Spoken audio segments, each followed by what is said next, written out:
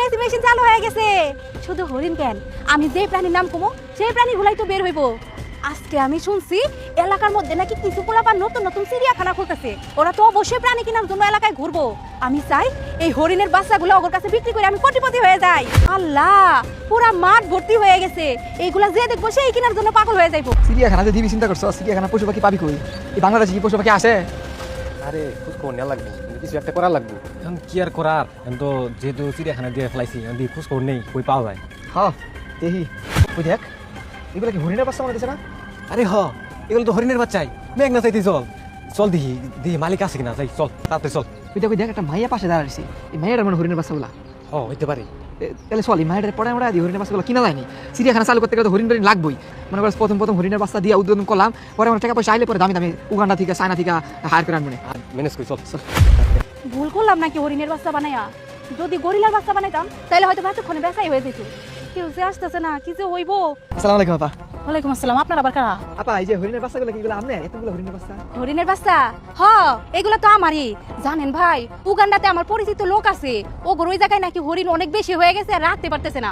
পরে আমারে বললো কিছু হরিণ ট্রাকে করে বাংলাদেশে পাঠিয়ে দিতেছি, ওইগুলোরে তুই পাইলা লাইলা বড় করিস। আমি বললাম আচ্ছা ঠিক আছে, আর ভালো দাম পাইলে বিক্রিও করতে কইছে। এখানে 2-2.5 লাখ হরিণ আছে, বুঝছেন? হ্যাঁ আমাকে লাগবো।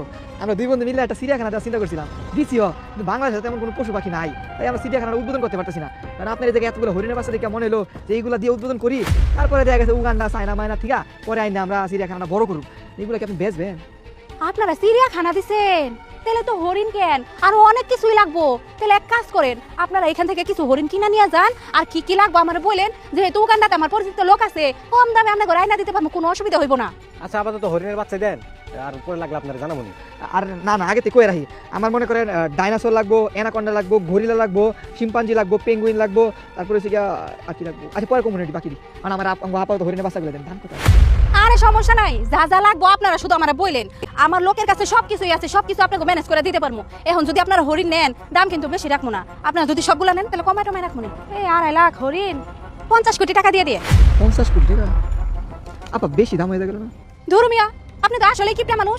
এত সুন্দর হরিণের বাচ্চা আপনি আর কোথাও পাবেন? চিড়িয়াখানার এক একটা টিকেটের মূল্য তো আপনারা 50,000 টাকা করে নেবেন। সেই সময় তো অনেক টাকা ইনকাম করবেন, আমাকে তো আর দিবেন না, যা দিবেন একবারেই।